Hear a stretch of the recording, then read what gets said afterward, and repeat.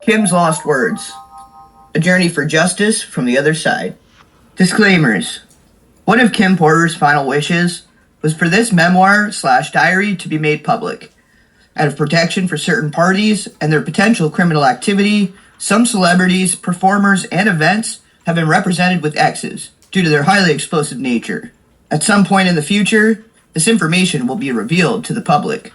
Regarding Kim's sudden death and the mysterious illnesses of Al Sure and Jamie Foxx, evidence does exist that points to foul play and or poisoning. God bless Kim Porter and all of Sean Combs' victims, both male and female. Chapter 1. Introduction. Soon after high school, I started landing modeling jobs. I couldn't believe it. It was all happening so fast. I met my husband, father of my oldest child, and one of my oldest friends in life, Al Sure. It was a whirlwind romance. I was only 19 when we married, and no, it didn't work out. Al is still one of my best friends to this day. Our son Quincy is such a talented and wonderful young man. At that time, I had no idea my relationship with Al was going to introduce me to the man that I would spend the better part of my adult life with. A man whom I would love and cherish, but eventually fear and hate. I don't want to put the cart before the horse, but I will say, although I knew what was going on, I turned a blind eye many times. Here I have to tell this truth, unfortunately, because deep down I knew everything that was happening, but I lied to myself a lot. He was so charming, a wolf in sheep's clothing, a devil, and I fell for it. This story must be told despite the fact that it will hurt my children. I cannot hide it any longer. Sean Combs must be stopped. Chapter 2. Humble Beginnings. I was born to loving parents, Jake Porter and Sarah L. Porter, in the Peach State of Georgia.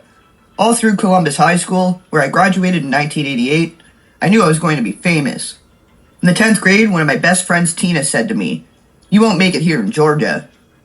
I knew if I really wanted to be famous, I'd have to leave my hometown and my home, Georgia. That conversation was so important as I look back now, it changed my life. I met Al while I was working in the industry. He was so dope and charming, and I had such a crush on him. We were married before I knew it, and Quincy was on the way. But I was young, and it just felt like it wasn't going to last. It was a little heated between us after we separated, but we got past that quickly. He is just a super dope guy, an amazing father. Though we separated, we are forever bonded through Quincy. Thank you, Al. I will always love you. When I met Sean, he was cool. I didn't think much of him at the time. He was just another guy at the label. Uptown was huge, and we were all living our best life. But Sean continued to lay on the charm, and before I knew it, we were dating. As a young single mom at one of the hottest companies in the world, life couldn't get any better. Then it did. My boyfriend was getting even bigger. He and Clive would hang out a lot, but I didn't think anything of it. I mean, that was his boss, and he was doing things bigger than most men dare to even dream. Then it happened. I mean, okay, I was a little bit of a freak. I really enjoyed myself with my partner, and toys are one thing, but I never imagined having a man I was dating asking me to use a toy on him. For the first time, he said he just wanted to experiment, try something new. I was grossed out, but he kept begging. He said it would only be this one time, and he was just curious. I was only 20 at the time. I said, what the hell? I hated it. He bled from it, and there was shit on it. I left him alone after that. Chapter 3. Second Chances. Sean kept reaching out, and I kept ignoring his calls. Eventually, in a few weeks, we ran into each other at an event. He came over and sat next to me. We were cordial. He flattered me by saying, "You look so amazing." I replied with a simple, "Thanks, Sean."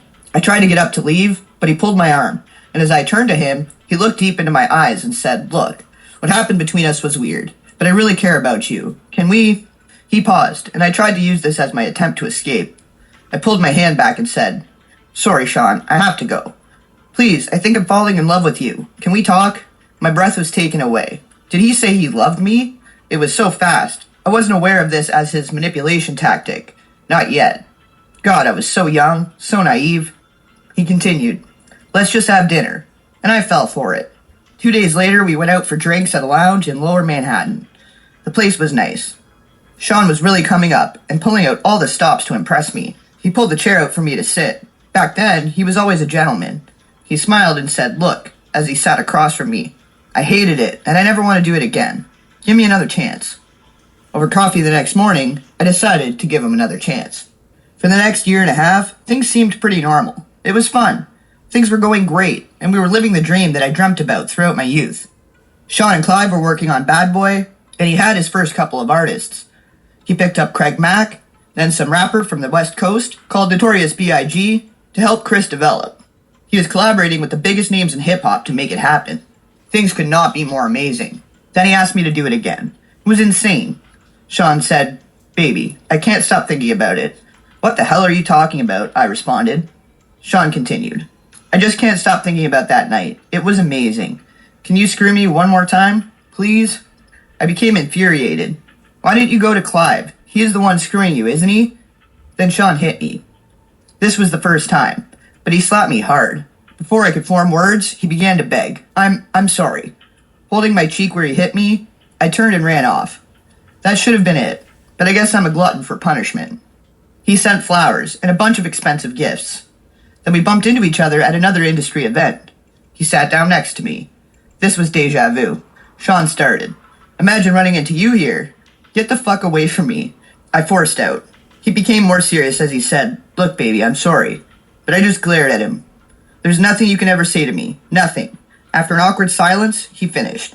"You know I love you. I love your son. He's my son. I don't know how to fix this, but I'll do anything. I'm sorry." Shit, he can be so sweet. Here we go with the love thing. This time it's not falling in. He was great with Quincy, and to be honest, despite everything, I missed him. As he stood to walk away, I remember hearing myself saying, "Call me later." What the fuck is wrong with me? Chapter 4. Forgiveness. Sean arrived with flowers in hand. He wanted to see Quincy. He was so good with him, and Quincy ran over to hug him. I felt my heart melting.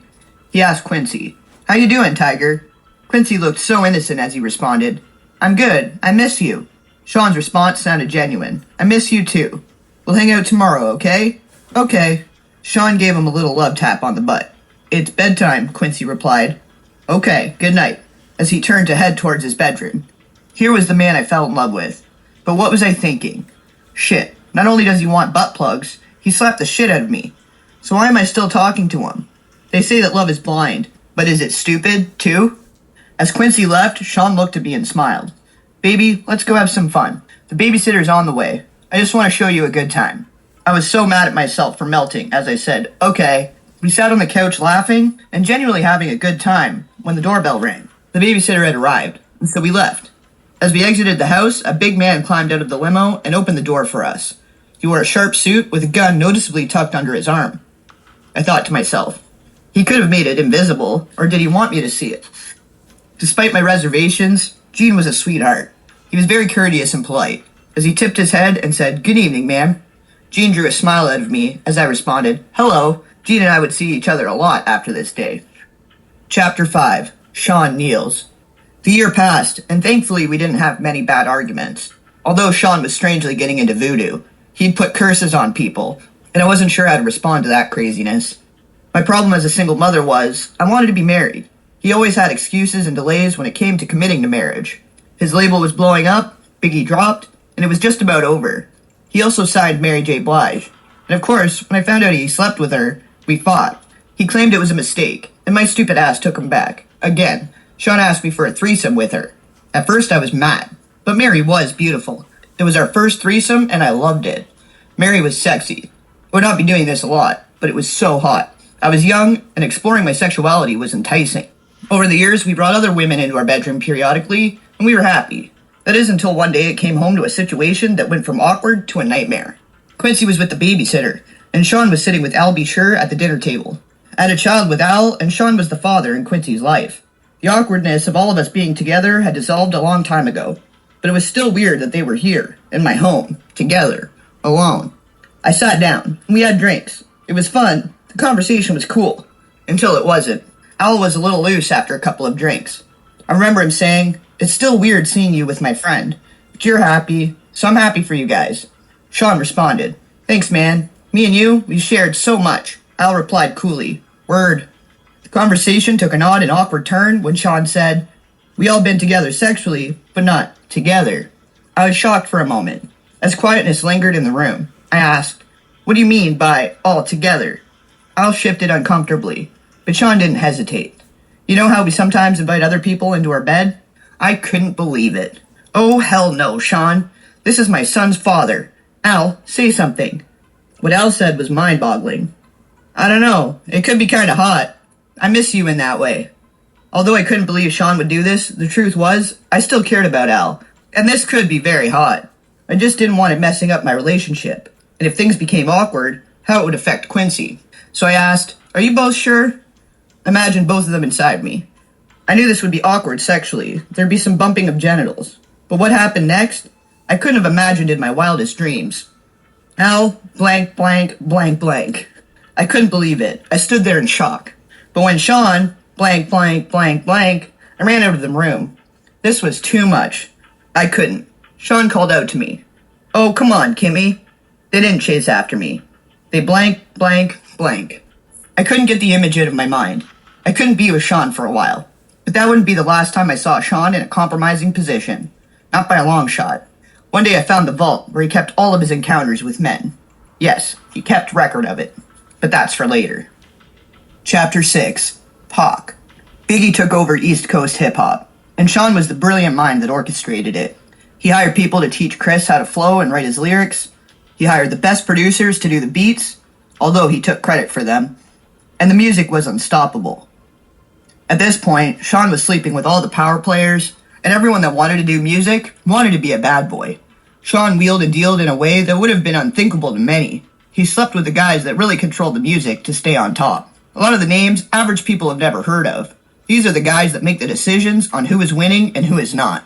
He hosted parties that were just a fancy name for orgies, and everyone wanted in. When I met Tupac, Sean and I had an open relationship. And yes, I slept with Pac. Shit, he was sexy. Sean didn't mind. Well, not until he tried to get Pac to join both of us. Pac was not good with that. This is where the relationship between them became strained. Tupac wasn't going to accept Sean's advances. Pac wasn't gay, and he was pissed about the advances. We were all in Sean's house. I was drinking, they were smoking, and everyone was just relaxing. Sean came in on what I'm sure he would call a smooth approach. My baby is bad, isn't she? Pac threw me a sly smile. Hell yeah. I felt myself blush. Sean was now in full swing. You think you hit it better than me? I couldn't believe he disrespected me that way. I was not playing with my response. Sean, what the fuck? Pac came to my defense. Damn, bro, you ain't gonna do the sister that way. Tupac appeared upset behind Sean's words, but Sean went in for the kill, regardless. I think my dick's bigger than yours. I bet I can make her come faster than you. What's up? Pac was appalled. The fuck are you talking about? I ain't trying to run no fucking train. Sean continued. What you scared of? Let's see who fucks better. Let her be the judge. Yes, at this point, we'd been inviting others into our bed for a while, but I'm not used to, and will not stand for, disrespect.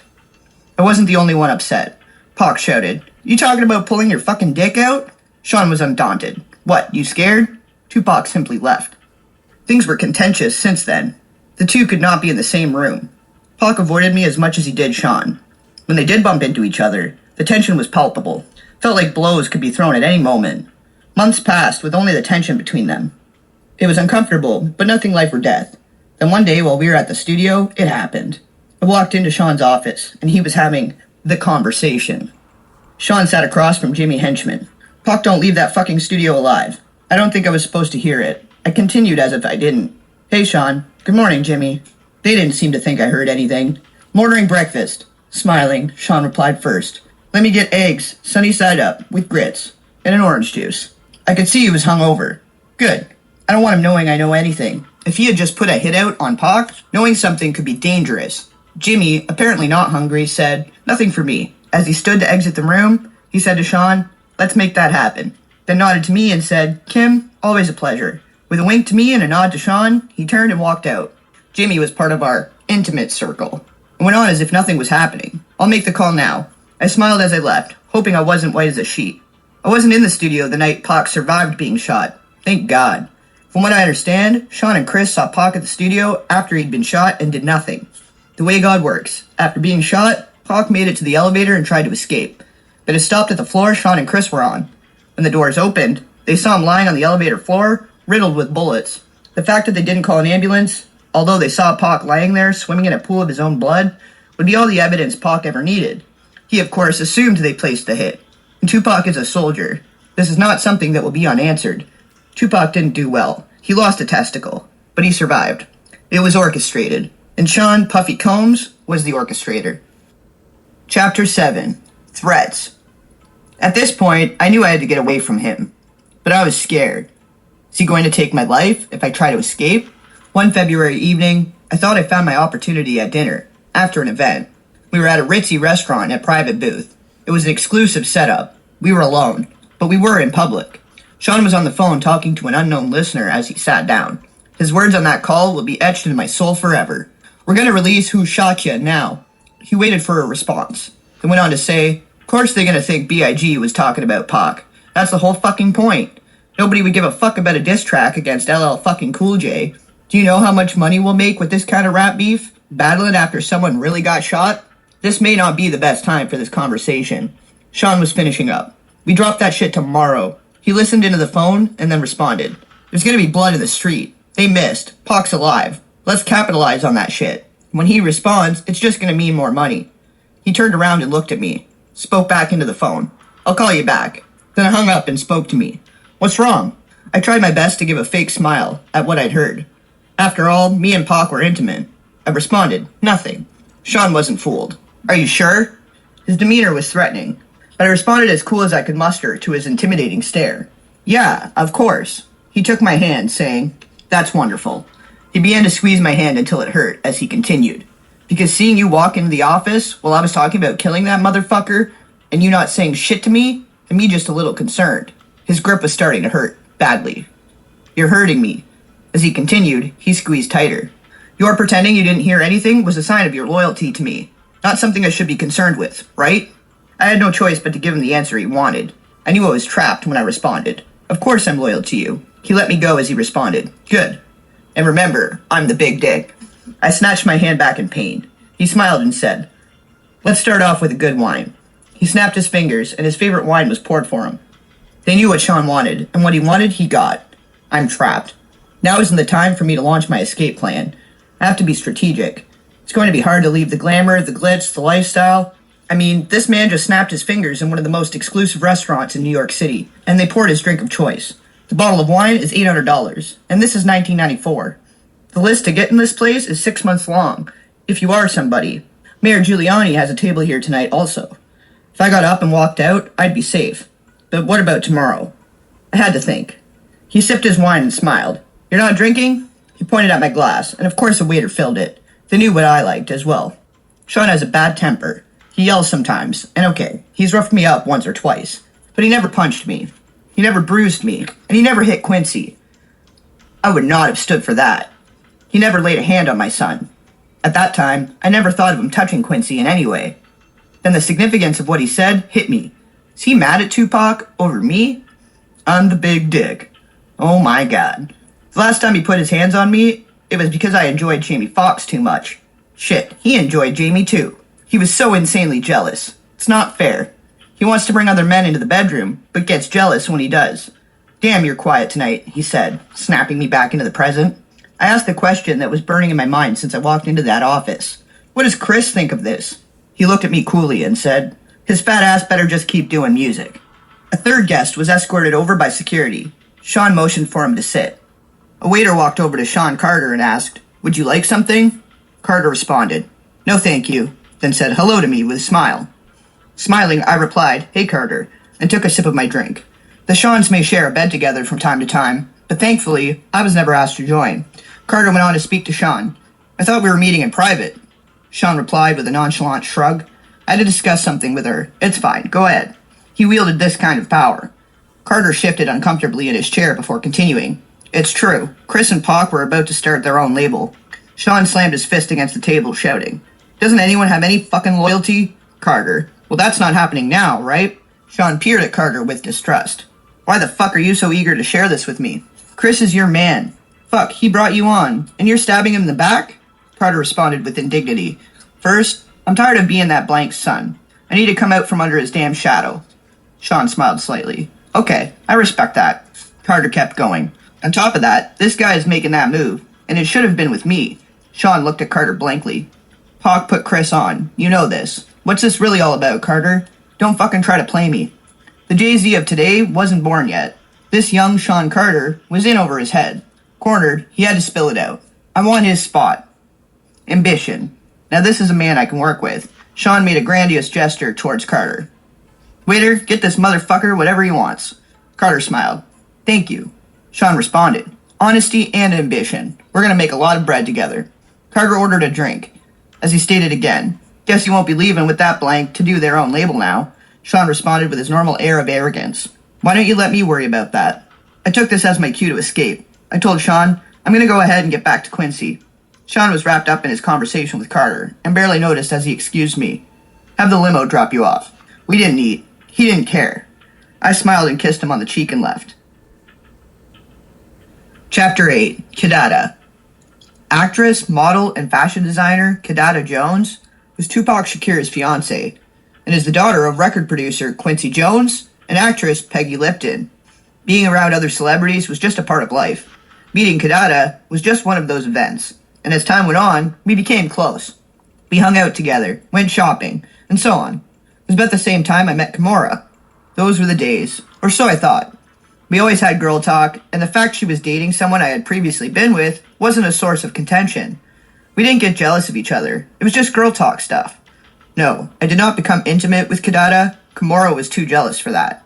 Yes, Kidada knew about Kimura, Sean, and I, all being together sexually. Of course she did. We shared that kind of thing. We were open and honest with each other about almost everything. A true friendship. Except I couldn't be open and honest about everything. Not anymore. Sean made sure of that. Kidada and Pac were the greatest couple. He was always so cool and, yes, sexy. She was so beautiful and fun. Before all the tension and beef, we used to all hang out together. It was always dope vibes. But with Pac's shooting and the suspicions surrounding Sean and Jimmy, the vibes between Kidada and I weren't always perfect. Then came that night. Award shows weren't anything new for us at this point. We dolled up as the men groomed. We didn't choose what we wore. A stylist prepared our color palettes, a makeup artist did our makeup, and a hairstylist did our hair. This was just the way of things. We shared the best stylists in the business. Sometimes we would all go to the studio for an event to get our measurements taken. But this time, Kidada seemed different. I felt like something was wrong. But when I probed her, she wouldn't say anything. Then the day of the event was here. We would all see each other inside. Even though Sean was my man, as far as props, I had nothing on Kidada. Being Quincy Jones' daughter had perks, and superstardom was among them. Pac wasn't there. When she saw us, she came over to our table. We sat around kicking it in a very dope vibe. Sean knew he was going to clean up this award show. He had all but taken over the East Coast, musically. With all the hits, there really was no way he wouldn't. Bad Boy is a Hall of Fame stuff now, and Sean P. Diddy Combs knew it. Sean smiled at Kidada as she sat at our table, but something about that smile didn't seem authentic. Soon I would know why. He's sick when he has a grudge against someone. As she sat, Sean said, Bad Boy is going to clean the fuck up. From his table with Faith, Chris replied, hell yeah. And that new shit we bustin' out can have these guys sick. Kidada signaled for the waiter to pour her a glass of the ginger ale that sat over at her table. As the waiter refreshed her drink, she said, Pac's music's gonna get some love too.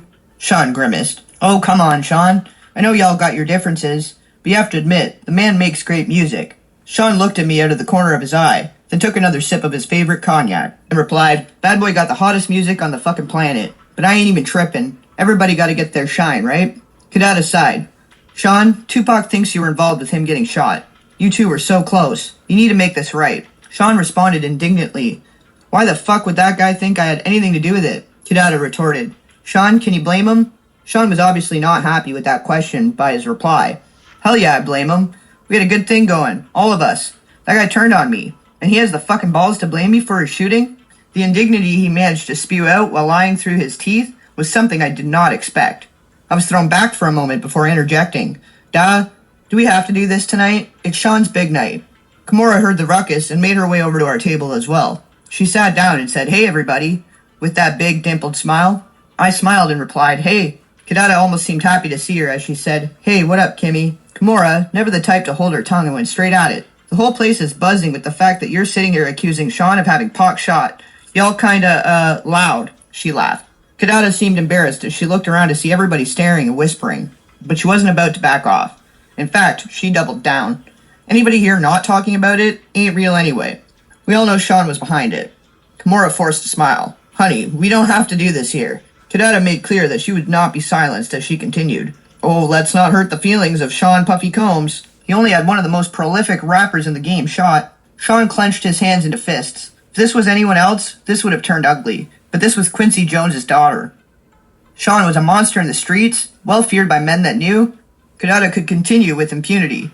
Sean could not touch her. Christopher and Mary, both wanting to defend the super producer that made them famous, both started to stand and make their way over to the table, but Sean signaled them off, with a firm motion of his hand. They remained in their seats watching helplessly. Kidada seemed to be on a full rampage. You're not safe in the streets, Sean. You think you're untouchable? Kimura seemed almost red in the face, and she grabbed Kidada by the hand saying, I gotta go to the restroom. Kimura needed her to get a grip, and said sternly as a parent speaking to a child mid-tantrum, "Ah!" Kidada turned to her and yelled, "What?" Kimura nodded toward the crowded room, and Kidada looked around. Here she deflated slightly. Kimura, now in control, spoke firm but softly. "Let's go powder our nose." Kidada nodded with a grimace and gave a sharp look back at Sean as she walked away. As the tension slowly melted away, I asked Sean, "You okay?" Sean didn't reply at first. He looked around and saw that no one was really paying attention now that the ruckus had died down, and stood to get the pitcher of ginger ale from Kidada's table. He poured himself a drink from it, looked around again, saw no one was paying attention, and put the pitcher under the table. What was he doing? Then I heard the distinct sound of liquid being poured into liquid. Oh my god, is he peeing into the pitcher? He smiled at me as he brought the pitcher back from under the table and finally replied to me, "I'm good." He then stood and returned the pitcher to the table. I was in awe. I knew he had a bad temper, but this was disgusting. I will never eat or drink something after we've had an argument again. Kidada and Kimura made their way back to Kidada's table to sit, as Sean watched on quietly. Sean made small talk. Which songs do you think they'll give me awards for? As Kidada poured her drink, Sean's bodyguard made his way over to the table.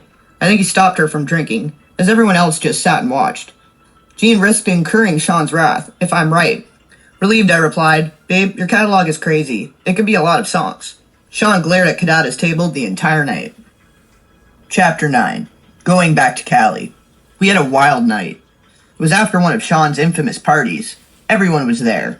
And we not only had threesomes, but we also swapped partners. Our sex life was crazy, but I got to do things with Sean I would never have been able to do with a straight man.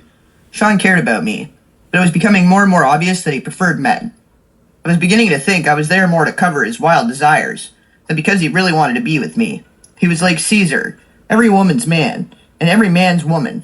But truthfully, at that stage, I was becoming okay with it. I woke up and left the bedroom where I was with Jada Pinkett, and Sean happened to be coming out of the bedroom with Blank and Will Smith. Yes, Blank attended the parties from time to time. I could see him and Will kind of snuggled up on the bed together. I was grateful I wasn't asked to join in that room. I didn't really like Blank. Sean smiled when he saw me. "Good morning." Here at the orgies, he wasn't very affectionate. He didn't have to pretend, but he couldn't walk straight. I knew how his ass felt, literally. We've had sessions playing with each other's anal cavities. I wanted to be home before Quincy woke up. So I told him, "I'm getting ready to go." He responded, "Let's have a cup of coffee first." This meant he wanted to talk. I didn't know what it was about, but in situations like this, I didn't really have a choice. He was becoming more violent when he didn't get what he wanted, and I didn't really want to fight. So I sat down. But before we started talking, Blank came out of the room. Sean was wearing boxers. Blank was in his birthday suit. Blank addressed us. "Mornin'." When he turned around, in order to close the door, there was a dry cum stain on his back. Blank walked over, pulled a chair out to sit down next to us, and lit up a blunt. Sean stretched, smiled, and said, "This East Coast, West Coast beef is more lucrative than I thought, but it's getting dangerous." Blank responded, surprised. "Business first thing in the morning? Damn, cuz, you on it. But you know you don't got nothing to worry about. You got a pass, Daddy." Blank smiled coyly. Sean apparently had something to talk about with Blank as well, because he said, "I can't protect everybody, especially if someone's no longer going to be on my label." As a parent, Blank was taken aback by this turn of events by his reply. "Sean, are you saying what I think you're saying?" Sean continued, "It's taxing my resources to protect people. Someone that isn't 100% of my team can't get 100% of my protection. What the hell is going on here? What did Sean want from me? This morning is turning out to be way more than I expected, and I have to go. Quincy will be looking for me." Meanwhile, Blank apparently wanted clarity. So to be clear, if something happened, Blank made quotation marks with his fingers, to one of your artists that was leaving your label anyway, it would be considered, he makes another set of quotation marks, out of your control? Is that what you're saying? Wait a minute, can they be talking about Biggie? Is Sean saying he won't protect Biggie? At this point, I was too young, too naive, too hungover to understand that this was not a lack of protection. This was a hit. Where did this come from this morning?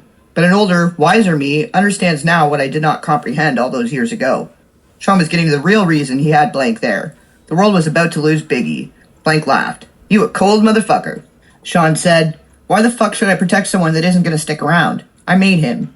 That guy should be worshipping the ground I fucking walk on. I was thinking, Sean's ego was rearing its ugly head, and I wanted to get out of there. But instincts told me, I need to tread carefully. So my next move had to be calculated. I don't really want any part of this. Not even implicitly. But I was dragged right into the middle of it. If what was happening here ever comes out, will I be held as an accomplice? But even as those thoughts crossed my mind, I couldn't just pretend this was okay. So I said, but Sean, he hasn't left yet. They're just rumors. Are you going to let him die because of some rumors? Sean glared at me, the anger in his voice obviously stemming from hurt as he said, I know when I'm being betrayed. I'm not killing anyone, but I am not protecting somebody that doesn't have my back 150%. Fuck that. This was railing out of control. My mind began to race. Is there a way to get through to him? Maybe I could use the finance route. Sean, he's bringing in so much money. You put so much money into cultivating him. Are you going to throw away all of that money? That's when he revealed how thought out this meeting really was. If he leaves, he takes all the money I invested into creating him. But if he can't protect himself and something terrible does happen, then the money I would make off of his death would blow away all the money we made so far. I was perplexed. Sean, he continued, he's worth more to me dead than alive. Sean Combs is a calculated monster. Blank chimes in. I get that, fam. A lot of people out there want Biggie dead too. Without your protection, he doesn't stand a chance in Cali. Biggie is going to die. This is crazy. I dare not say anything else about it. Sean smiles and stands to walk over to a safe behind a picture. There he pulls out a bag marked with Blank's name. He turns to Blank and says, that's why you're worth your weight in gold. You understand me. Here's a little something for you to take care of my people. Blank smiles. Sean, I love you, baby. You know I got your back. Your problems are my problems. I'll make sure to have my people take care of your people. I need to get out of here. This is crazy. I attempted to leave again. Sean, I want to get to Quincy before he wakes up. Sean looked at me, responding, it's getting late. Give him a kiss for me. I'm going to get out of here. Thank you, God. Blank, always with something to say. I'd love to meet the little tyke sometime. Not a chance in hell. Something about this guy creeps me out. I forced a smile. That'd be great. I made my exit. Chapter 10. The Lies You Tell. At this point, the relationship between Sean and I had been off and on for quite a while. We were off at this point. He had put his hands on me again. This time, for something that didn't even happen. It was all in his head. When the phone rang, I picked it up anyway. Hi, Sean. He sounded trepidatious, as he said, we've been broken up for a while this time. Yeah, he continued. I don't want anyone to know about my... He paused to search for the right word. Proclivities? I replied, so you don't want people to know about you being gay? Sean exploded. See, that's why I fucking lose control on you. So I just plainly stated, goodbye, Sean. Wait, he screamed. What, Sean? I'm sorry, okay? You're always fucking sorry. He took a deep breath. I have to do something to cover myself. I sighed. Do whatever you fucking want, Sean. When you see this in the news, it's not real. This made me calm down a moment. What could he be talking about? He continued. I'm only doing it for the press. Doing what, Sean? After a long pause, he continued. She knows what this is. She's just pretending to cover me. Sean, what the hell are you talking about? Another pause. Publicly, I'm going to be dating someone else. A video girl. I laughed. Why would you do that? I have to cover myself. I was getting mad. I was actually angrier at myself more than at him. Why was I getting jealous? I was sitting there actually comparing myself to video vixens in my mind. They are thick, but look at my body. Did he prefer them light-skinned, big-butt girls from videos? I calmed myself. No, I know he likes men. Any damned way. As I regained control, I asked, why the hell are you telling me? He sighed. I wanted you to find out from me first. Like I give a shit. He came at me with his favorite line. You know I love you. It was getting old. I could only think to myself, here we go. Love is a big, strong word. I'm tired of him throwing it around and using it when it fits his needs. He's using it while he's sitting here telling me about dating someone else. I replied, you don't hit people you love, Sean. Love doesn't hurt. He sucked his teeth as he responded. Come on, are you serious? That shit's for children. We aren't in fucking high school. Sometimes things happen. That doesn't mean I don't love you. I wouldn't hit you if I didn't. Wait, that sounded wrong. You said exactly what you meant. He took a breath. There was an awkward silence. The fact I was still on the phone and waiting for him to speak meant he had the power. He was more cautious as he continued. He didn't want to lose that power. Kim, no one that I don't care about can bring that kind of emotion out of me. I wanted to say, is that how you talk to dudes after using butt plugs? But there's a line I dare not cross. Instead I said, you say that while you're dating some other bitch. That's just for public. I was done. It could be heard in my voice as I said, whatever, Sean. Do what you need to do. Leave me alone. I'm never giving up on us, he cried. I responded to that emotional control attempt with the little resolve I could muster. I didn't even believe the words that came tumbling out of my mouth. Sean, there's no us anymore. Goodbye. Tell Quincy I miss him, he threw out. His emotional manipulation was really driving me crazy. This time I said with much more conviction, goodbye, Sean. I hung up. Manipulative bastard. Chapter 11. Mo Problems. For a while I was actually happy to see Sean gone. I was getting older, and the sex parties were out of control. It was getting time for me to slow down. Quincy was getting older. I knew that if I kept going, the rumors circulating were going to eventually find a way to get back to him. What will he think of me? Chris is about to take his trip to California. I didn't know exactly what was going to happen out there, but I felt like Tiana Wallace was about to be an orphan. I knew I didn't want any ties to that. As I was sitting there contemplating all of this in my robe, sipping my wine on this Friday evening, my doorbell rings. I was not expecting company. I opened the door and found Sean. My heart skipped a beat. I was shocked, but recovered quickly. I forced a smile and told him with a slightly slurred speech, hey, come on in. Shit, I am way more intoxicated than I thought. Sean entered, looking around suspiciously, then turned to me and smiled, saying, you haven't been returning my calls. I just wanted to make sure you're okay. I'm fine. He obviously was not here out of concern. He was checking to see who was here. Sean was controlling like that. Yes, even though we were not together, and he was dating someone else. He started to make his way to the living room. I attempted to put a quick end to the visit, but it came out a little more directly than I intended.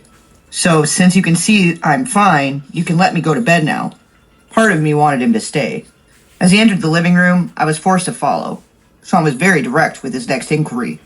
Is someone else waiting for you? No. But Sean, we're not together.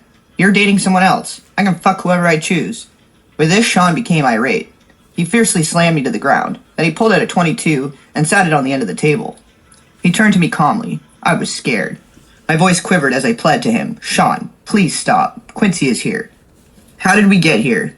How did we get to the point that he was in my living room threatening me with a gun? He knelt on one knee and got right in my face to say, you're mine. You don't have a choice in that now. I can't live without you. He stood up, composing himself. I was terrified as I whimpered, Sean, that's not love. Sean picked up his gun and cocked it. He looked at me almost thoughtfully and asked, have you ever heard, if I can't have you, no one can? Sean, please don't. Please, Quincy will hear. Sean smiled and put the gun away, saying, oh, this is just for dramatic effect. I would never shoot you. If I was going to kill you, no one will trace it to me. You know how many people I've had to take care of over the years? It would be quiet. Something in your food or drink. Something that will never get back to me. I wouldn't shoot you. Do you understand? I could only nod, tears flowing down my cheeks. He looked at me thoughtfully. As he reached down to help me up, I could do nothing but agree. He is a terrifying monster. Now, he wanted to smooth it over, and I had to go along with it. What else could I do? Listen, baby, I don't ever want to hurt you. You know I really love you, or I would have moved on. Thinking about living my life without you is just too hard. If someone ever tried to hurt you, I'd kill them. My back hurt from where I hit it on the table when he shoved me. All I could do as he helped me up was nod that I understood through my streaming tears, which he wiped. He looked towards Quincy's room. Let me say goodnight. No, Sean, please. Thinking quickly, he has to get up in the morning. Sean looked at me with an unreadable look. He was studying me. Okay, I'm gonna go. Nervously, I walked into the front door. This is over, thank God. He kissed me. I didn't want him touching me, but I couldn't refuse. Kiss Quincy for me. I tried to keep my composure as I replied, sure, Sean. He opened the door to leave. The bodyguard that was waiting outside escorted him to the car. This was far worse than I realized. Why would he need a bodyguard at my front door? How was he anticipating this to go? After I shut the door, I had another drink. For tonight, the nightmare was over. I sipped on my wine and cried. The next few days, he sent dozens of flowers. He brought Quincy expensive toys. He wanted me to keep his secret. I'm trapped. He has the authorities under his thumb. I can't go to them. This is like a gangster movie. How high up does his power go? How far is his reach? The FBI? The CIA? Who is not corrupted or won't get silenced by their upper chain of command? Can anyone help me and my child? found his way back to my bed. I had no choice. Chapter 12. A Mama's Love. The calamity that ensued behind the death of Biggie shook the East Coast. It rocked me as well. Sean could have stopped it. He was complicit in it. He was a contributor. He knew it was going to happen and didn't stop it. This was his friend. No, they were not nearly as close as Sean would have the public believe, but still. As far as Sean was concerned, we were great. To the public, we were just having the off-and-on relationship of normal people, and I probably just seemed like a money-hungry hoe. But the truth is, I just got used to not having a choice. Today I recognize it for what it was, Stockholm Syndrome. I was at his beck and call, and had become comfortable with it. Quincy had everything he could ever want, with the exception, of course, of a normal parental figure. That is why this chapter is so powerful for me. A mother's love is so real. One night I was out with my boyfriend. Yes, we were on again. And we were joined for dinner by none other than Miss Wallace. Sean looked over, as security allowed Miss Wallace to approach the table and sit. Miss Wallace spoke with a smile. "Hello, Sean. Hi, Kim." I smiled the best I could. What a situation. For all intents and purposes, she is sitting with her son's killer.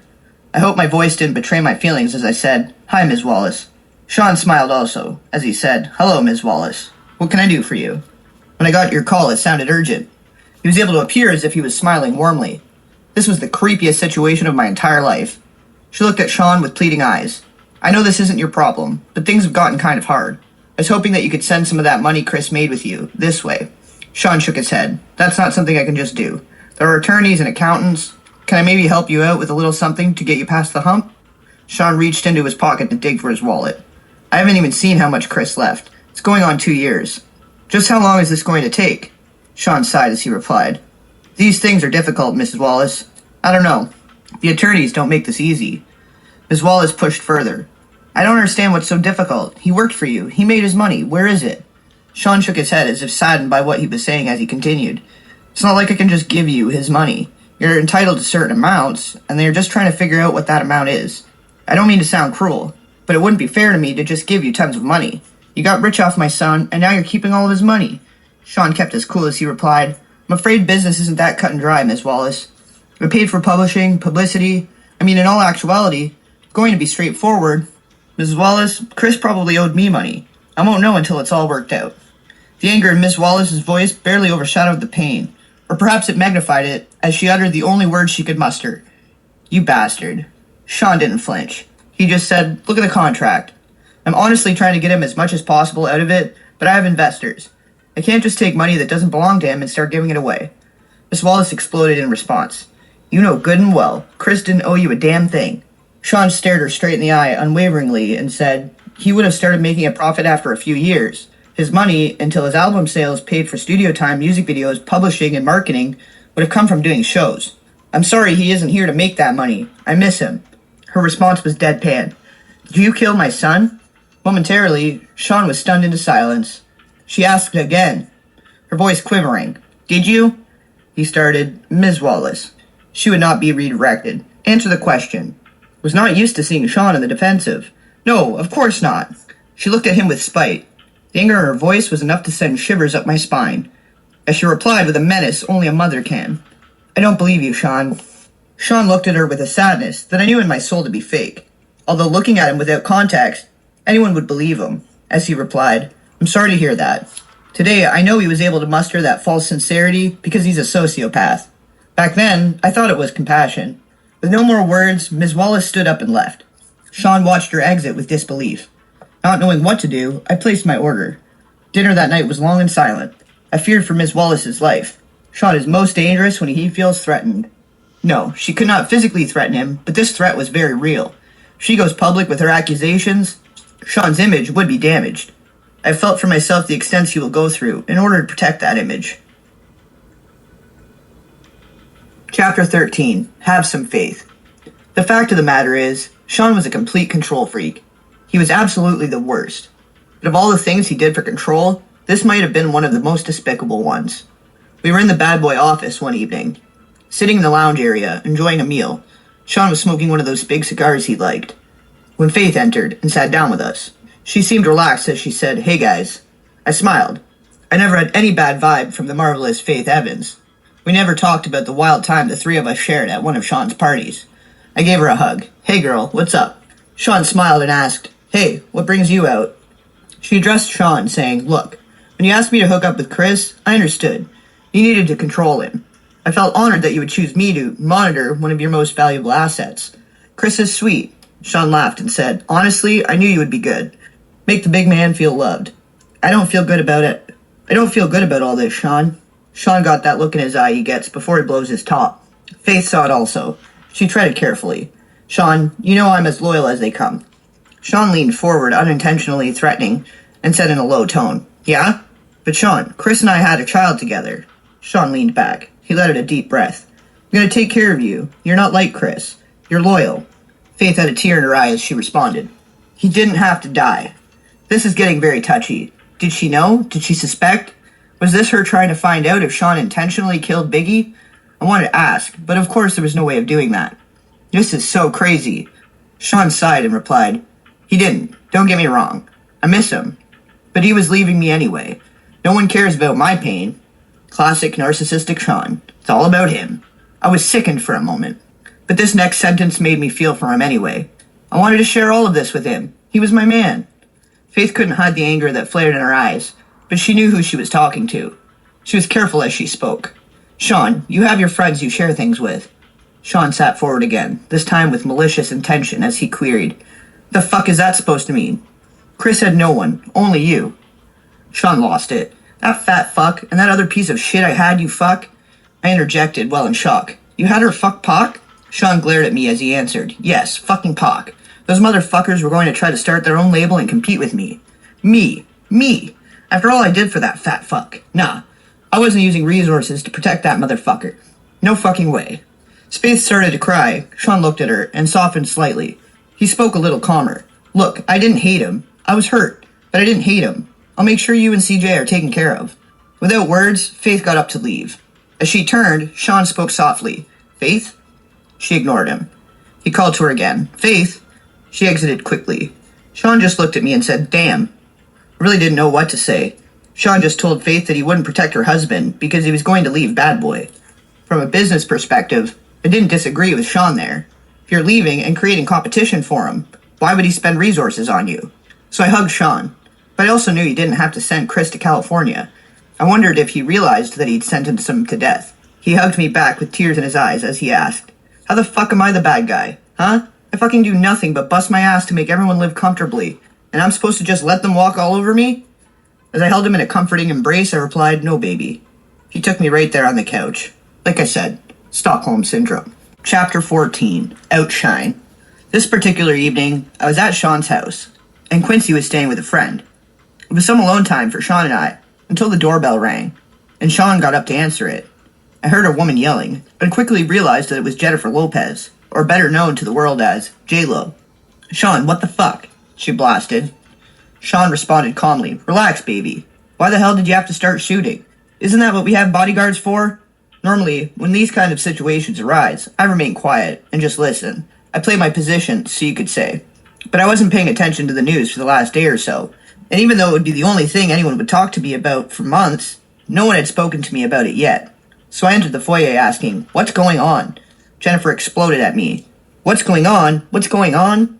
This guy shot up a damn club." My jaw dropped, looking back and forth between the two. Sean spoke soothingly. "Jen, you gotta calm down." Jennifer was having none of it. She continued, Calm down? Calm down? You shot a bunch of innocent people, Sean." Sean placed his hand on her forearm. It's a bonding technique. He was shrewd in handling her. He does this to me, too. Even if you know what's happening, it works.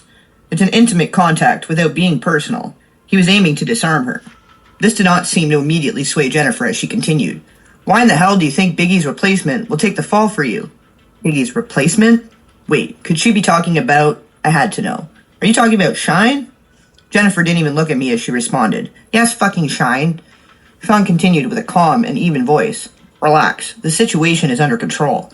Jennifer was not calming down. She went on. "They contacted my attorney for my statement, and there are a lot of witnesses, Sean. There's no way you're going to get away with this." Sean's arrogance can be immeasurable at times. He laughed as he asked, "You doubting me?" I couldn't believe it. I had to know. "Sean, what could you offer him that would make him do a bid for you? Like, what the fuck?" Jennifer also remarked, "And what if he falters halfway through his sentence and starts talking?" Sean responded as calmly as ever. "He won't do that. People in jail don't cross connected people on the outside. Jennifer looked deflated. So you'll kill him too? How much does she know? Look, I'm not going to threaten anyone. Shine is smart and loyal. He knows how it works, and when he gets out, he'll be well taken care of. Jennifer spoke defiantly. Sean, they want to question me. I am not perjuring myself. I'm not going to jail over this. Sean seemed so in control. I admired him for it at this point, but my spirit was broken. I felt bad for Jennifer. She catches one bad break after another, and this was a really bad break. Sean spoke with confidence. Relax, come in and have a drink. Have your lawyers call mine. You'll never see the witness stand. I promise. Jennifer wasn't so sure. She asked him, how can you possibly know that? Sean smiled as he replied, between Shine's confession and the witnesses that gave their accounts, the cops won't need much else. The statement from your lawyer will be fine. Jennifer's next concern popped up. She explained, my attorney? Sean, he's good, but he won't do this. Beaming with confidence, the only way a man with his net worth can. Sean responded, sure he will.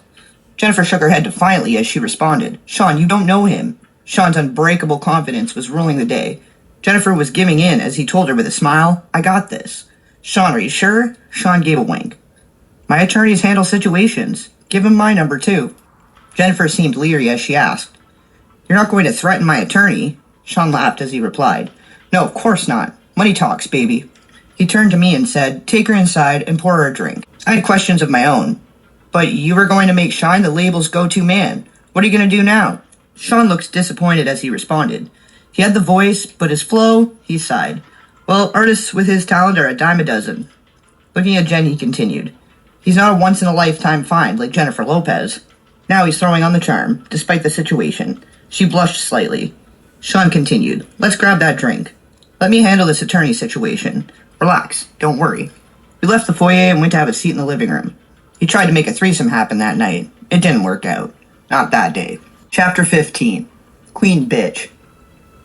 Kimora Simmons and I went out to have drinks. She was looking at me seductively, and I was turned on. We were going to go back to my place afterwards, but suddenly after a sip of my drink, I felt like I had to vomit. I excused myself and barely made it to the ladies' room. When I came back, Kimora asked, You feeling okay? I'm fine. I've been under the weather the last couple of days. I think I'll head home. She said, Your breasts are looking kind of plump there, girl. Embarrassed, I whispered, Not in public. She replied simply, Are you pregnant? I was taken completely aback. Why the hell would you say that? She let it sit there for a minute. I bet in her head she was like, Wait for it. Then it hit me. Shit. She gave me a minute before continuing. So what are you gonna do? I didn't understand. Gonna do? If it's not Sean's, fuck. If it is... With the shock wearing off, the scope of the situation began to take hold. I responded, I better get a test. She looked at me with pity. Damn, girl, good luck. After what he did to Chris, I wouldn't want to be in your shoes. The desire that was in her eyes before I got sick was all but gone. As I began to stand, I realized what she'd said to me, and I paused. She looked at me flatly and said, Ain't nobody stupid, girl. I didn't know what to say. The question still lingered in my mind, despite everything I knew. Did Puffy intentionally kill Chris? She brought me back to the moment by saying, Go. Not knowing what else to say, but knowing I had to deal with my situation right now, I replied, I'll hit you up. She sighed and simply repeated, Good luck. Chapter 16. Christian. The next day I was sitting on my couch, deep in thought, when my doorbell rang. I went to let Sean in. This was going to be scary. We made our way back to the living room and we sat down. Quincy was asleep. Sean seemed legitimately concerned. What's so urgent? I didn't know what else to do. I just blurted it out. I'm pregnant. The air in the room was as thick as J-Lo. He was quiet. What is he thinking?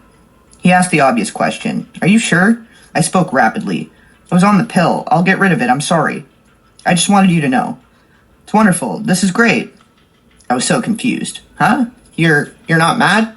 He laughed. Mad? No. Why would I be mad at this wonderful news? I'm going to be a dad. With the woman I love, bearing my child. What could possibly be better? He jumped right on the phone and called one of his besties. I could hear Will Smith congratulating him. Sean said, Yeah, definitely. Hold on, Kim, baby. I was still in awe of the fact that he didn't get angry. And yes, I will admit, I was sure he was going to hit me. So it was with relief when I replied, Yes? He told me excitedly, We gotta have a party. His excitement was contagious. I was getting really excited too. Yes, a gender reveal, and he cut me off. Yes, of course, we're doing all of that, but Everyone is going to want to sleep with you right before you give birth. My heart sank in my chest. Everybody is going to want what? Sean went on with the same excitement. Well, not everybody, you know. Will, Jada, blank. Sean, I'm having your baby. He verbally waved me off. It'll be fine. I couldn't help myself. I just started crying. Sean grew quiet on the phone, then spoke low. I'll call you back. He hung up and took me by the hand. Baby, I never ask anything from you. I tried to see him through the tears streaming down my face. I couldn't believe the words coming out of his mouth. I tried to speak. Sean. He cut me off. I provide everything anyone could ever want. Do you want for anything? Sobbing, I replied, no, but... He continued, this is the kind of thing I have to do in order to continue giving you this comfortable lifestyle, where you live in the lap of luxury, and get to be on TV shows and in movies. I know you don't want this, but do you want all of this to go away? A whimper is all I could manage. No. He continued softly, then we gotta do this. But Sean, I don't believe in all this spiritual crazy shit. We got here because you're brilliant, not because of the sex parties. He replied, do you trust me? I did. My soul was so broken. I did, I responded, yes. He sighed as he said, then let's do what we need to do. Keep what we have. As I nodded yes, he pulled me in to hug me. Thank you, baby. We're going to have a beautiful baby. He ordered me some food, and that night, I cried myself to sleep. I was going to be gangbanged at 9 months pregnant. I want my children out of this life. My child's going to have a good, biblical name, a heavy Christian name. They are not going to take his soul. Chapter 17, Broken Promises. I don't know how this managed to stay out of the media for so long, but Sean got to the point where he was incredibly abusive, and only his inner circle knew about it. The artists were all too afraid of him to say anything. He'd gained so much power. No one would say anything. Puff Daddy was a kingpin. This Monday afternoon, Quincy was in school, and our son Christian was with the nanny, and I still had to make a living. I still loved the camera, and had just been cast for a new movie. Sean was coming over to celebrate with me, just the two of us. I was in the bathroom when he came in. We were supposed to go out for dinner, but he was in a foul mood. Sean yelled, what the fuck? I'd have to walk on eggshells as I came out of the bathroom, but I found him holding flowers, so I smiled. You brought me flowers. Sean yelled, no. So who the fuck are they from? I was bewildered, and I told him, I don't know, probably just a fan. He threw the attached card at me. I picked it up to read it. He slapped me so hard I hit the ground. Sean yelled, who the fuck were you with the other night? I looked down at the card that was laying on the ground next to me, and it read, the other night was amazing. We must do it again. Shit, I tried to explain. Sean. He threw the flowers at me. That's not how this works. You have my child. You don't touch anyone unless I allow it. I yelled back. It was just coffee with the producer. He glared at me and asked, who the fuck is this producer? I was trying desperately to calm him down, as I responded, from the movie, babe. Calm down. He picked up my coffee mug and slammed it against the wall. Coffee flew everywhere as he yelled. Who the fuck this guy think he is? Sean, he's just some producer. We talked about the role, and me maybe starring in another movie that he wants to produce. I swear, that's it, Sean. Sean exploded even more. He wants to put the move on my fucking family? At the top of his lungs. My fucking family? He flipped the table over, breaking it. It was a heavy table, but Sean is stronger than he looks. I pleaded with him. Sean, please. He yelled at me. What? I tried my best to calm him down. He probably didn't know. It didn't come up. You're publicly dating someone else, so... He screamed at me, and it somehow seemed even more intense. So you didn't tell him back off? Sean, I didn't... And then out of nowhere, he hit me with a chair. I don't remember anything after that, until I woke up in a hospital room. My arm was in a cast, hanging from a sling. My face hurt. My eyebrow was in immense pain, as was my lip. As I came to, the first face I saw was of the man that put me there. Sean asked with concern in his voice, how are you feeling? I responded, stay away from me. I'm sorry, I don't know what came over me. Save it for the lawyers. Stay away from me. We were in a private hospital room, and no one would hear me. I could scream like my life depended on it, and it wouldn't matter. If I did ring for assistance, I wouldn't get any. He kept going. I was just so jealous. You know how I am. He took hold of my left arm, the one that was not slung up in a cast. You have our beautiful son, our family. It's just... At that point, I'd had enough. The one you slutted out right before giving birth? Are you fucking shitting me? Stay away from me. Don't come near me or my kids. He continued to plead. I'm sorry, baby, I promise. I'll never put my hands on you again, I swear. I've heard this song one too many times. I spoke through gritted teeth. If you come near me or my kids again, I'm calling the cops. A flash of anger returned. You would use my kid to threaten me. But then he caught himself. I understand you're angry. I glared at him as I cut him off. I'm serious, Sean. He spoke blandly, with no energy. And tell them what? That you had a car accident? They'll pity you. That you hit your head? He was going to make me look crazy. They were going to believe him. He was a kingpin. You're a fucking bastard. Sean spent the next 6 months helping me heal and working his way back into my life and into my bed. I was so damn stupid. And of course, I wasn't cast for either movie. From what I understand, the producer died of pneumonia. Chapter 18. Sweet Goodbyes.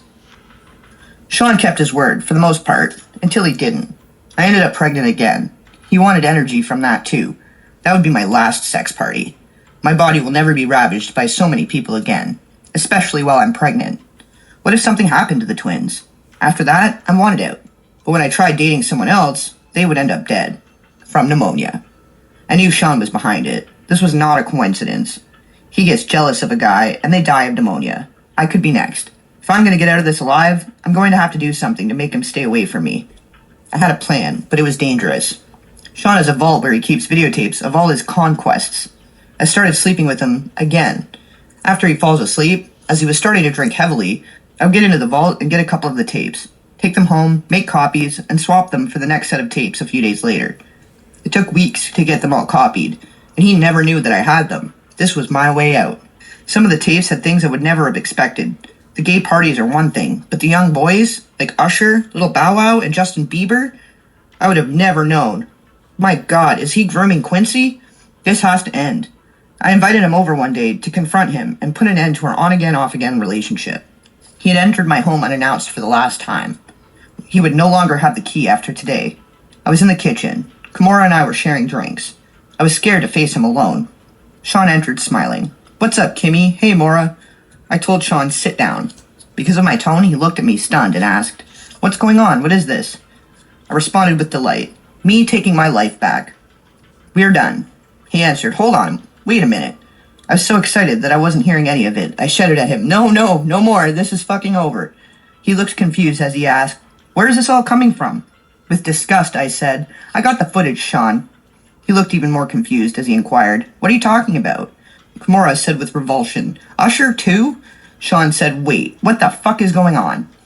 Sean stood aggressively, and Kimura responded, "Don't make me call the cops." Sean's anger was creeping in as he replied, "This is how it is?" I simply nodded. "If anything happens to either one of us, it gets released." He seethed as he queried, "After all that I've done for you?" I don't think I was ever so happy as when I said those words to him. "Get out." Pissed, he started to leave, looking back with pure hatred. As he walked down the stairs, he turned around in a fury and lunged at me. He knocked me down near the top of the stairs. I was hurt. Kimura screamed, "Stop." As he began to crouch over me, I kicked at him, hitting him in the kneecap, then his face. He went tumbling down the stairs. He was too hurt to get up. I called the cops. Kimura left before they arrived. When he left, it was in an ambulance. I felt empowered. I felt safe. The Sean Combs days had finally come to an end. Chapter 19. Finale. Things were okay, for a while. I started dating again. It was almost normal until I got serious with someone, and my boyfriend died, of pneumonia. I knew it was Sean, again. That's when I decided to write this book. A few days ago, my home was burglarized. Only laptops were stolen. I know it was that bastard, or his goons. Of course, I had a copy in the cloud. I was able to easily download here onto this new computer. As I continue to write now, I'll send this into the cloud as well. I'll send out copies via email, and my Google Drive password will be attached, so the missing chapters can be accessed. This book must get out. There are so many more chapters to add. This outline is a great start. I have to organize the rest of the chapters and add them in, little by little. I plan on spending today working on exactly that, but not feeling very well. Thank God the kids aren't here this weekend, so I can rest. I called Kimura to cancel our tentative plans for a meetup. When I spoke to her, she said, "Girl, that doesn't sound like the flu. You want to go to the hospital?" That didn't immediately alarm me. "I just need some rest," I told her, and quickly got off the phone. "But why can't I get my doctor? Why won't he pick up the phone?" Oh no. I called Sean from my bedroom, where I'm lying in my bed. All I could think about was the kids. My babies who are with this monster. The man that I now suspect of having done this to me. Sean picked up, with an air of superiority in his tone, that let me know it was too late for me. He spoke confidently into the phone. "Hello?" I screamed at him. "You bastard. I have your fucking children." "What are you talking about? The kids are with me," he replied with a mocking innocence. "There's literally nothing I can do. I can only ask, did you ever love me?" Instead of answering the question, he responded, The most important thing to me in the world is loyalty. I couldn't believe it. I had to ask, even though I understood. What the fuck does that mean? With the same feigned innocence, he mocked. Kim, is something wrong? He was going to continue this game to the bitter end. I asked one last time, how could you? Again, with the narcissism I had now come to despise, he responded, how could I? Do what? I gave you everything. You went to someone else. You left me just like everyone else did. You ask, how could I? How could I what? I yelled, look what you did to everyone around you. There was only anger in his response. So you're saying everyone leaves because of how I am? And you were going to expose me? He had me burglarized. I knew it. I shouldn't have threatened him. I should have just published the book. I'm going to die like Heavy D, like Biggie, like Pac, like so many others, and it's because he is a monster, plain and simple.